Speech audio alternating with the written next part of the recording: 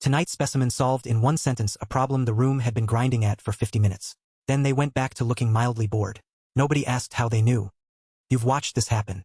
Someone does the hard thing with their hands in their pockets, and the room quietly rearranges itself around them. The person who worked hardest that day left with nothing. They'd shown the room everything they had. That is exactly the problem. And here's the uncomfortable part. Effortless is the easiest thing on this table to counterfeit, and the counterfeit is indistinguishable from the real one, by design. So tonight we cut it open. Why ease reads as power, and what the ease is actually covering. By the end you'll be able to look at anyone who makes it look easy and know roughly what it cost them, and where they paid it. Let's begin. First, the mechanism. And leave the easy one alone for a moment. What actually happens to a room when it watches you try?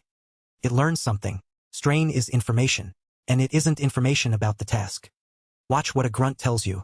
Not that the weight is heavy, that the weight is heavy for them. Effort is a readout. Every visible strain publishes a number, and the number is your maximum. And you can only read a maximum when someone reaches it. A person moving easily gives you no number at all. So the room does what rooms do with a missing number. It fills the gap with the most flattering thing available. Unknown ceiling reads as high ceiling, every time. Not because we're generous, because we have nothing else to write down. This is why the straining one loses. They didn't fail. They answered a question nobody asked out loud. You've done it. You told someone the work took you all weekend, and you watched something go out of their face. You thought you were showing them care. You were showing them the edge of what you can do. And here's the cruelty of it. The harder you worked, the more precisely you drew that edge for them. The room files the number and forgets that it did. It just knows from then on roughly what to hand you. First finding. Trying isn't the cost. Trying is the disclosure, and it cannot be taken back. Second cut. Two people hand you identical work. Same quality, same day. One of them looks finished. The other looks like they haven't started. You will not remember the work. You'll remember which of them still had something left. Because you weren't buying the work. You never are. You're buying the next one and the one after that. And the only evidence you have about the next one is what this one appeared to cost. Someone spent everything to clear the bar. You believe they cleared it. You also know exactly what happens when the bar goes up. So what you're reading every time is what's left over. Not the output. The remainder. Charisma on this table is a rumor about somebody's reserve. And a reserve is the one thing you cannot show. The moment you display it, you've spent it. So it can only ever be inferred. The room measures the gap between what the task should have cost and what it seemed to. That gap is the whole product, not the doing, the distance between the doing and the ease. It explains something you've never quite understood. Why the person who tells you they're talented feels smaller than the one who never mentions it. Claiming the ceiling is the same move as straining at it. Both hand the room a number. The room only ever wanted the one it couldn't get. Second finding, and this is the whole video. You are never rated on what you did. You're rated on what doing it appeared to take out of you. So what does hiding a ceiling look like on the table? It has parts. 4 of them, and they're all the same move. Part 1. They pay somewhere you're not. The work happens. It just doesn't happen in front of you. The 4 hours before the meeting. The 11 drafts nobody saw. The ease you're admiring is the 12th. Nothing was skipped. It was moved out of the room. And the room only prices what it watches. Part 2. They undershoot. They stop at about 70% and let the top of the range go unseen. This is unbearable if you're the kind of person who does their best. You were trained to empty the tank and then to prove that you emptied it. But a full effort has an ending. 70% doesn't. The room can't find the edge, so it stops looking for one. Part 3. They never narrate the cost. No mention of the late night, the nerves, the 6 attempts. You do. You can't help it. The cost is the only part of the work you were actually present for. But nobody wants the receipt. Hand someone a receipt and you've told them the price. They only ever wanted the thing. Part 4, and it's the one everybody misses.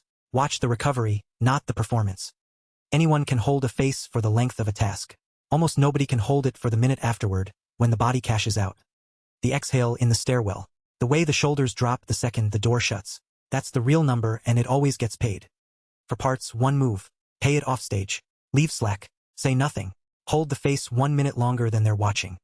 Every one of them is the same instruction written 4 ways. Do not let them find the edge. Now turn the specimen over. Because none of that requires a reserve. It only requires concealment. A person at their absolute limit who has simply learned to hide the strain produces an identical picture. Identical. There is no version of the photograph where you can tell. And that's the lever. The manufactured natural. Someone who paid full price offstage, then let you believe the price was 0. Here's what that costs you. You try the same thing, it's brutal, and you conclude the difference is you. It wasn't. You were simply billed in public. So say the ethics out loud, plainly. This is a map for reading what people are hiding. It is not a costume for hiding what you're not. So how do you separate a reserve from a rehearsal? For tells straight out of the mechanism. Tell 1. Ask for it again right now. A reserve does it twice. A rehearsal has 1 take in it. Watch the hands when you ask. Real capacity hears a request. Concealed effort hears an audit. Tell 2. Change the terms halfway. Move the goal a foot to the left while they're already moving toward it. Headroom absorbs it without comment. A rehearsal has nothing spare to absorb anything with. The whole margin was spent getting here. Tell 3. Watch the minute after.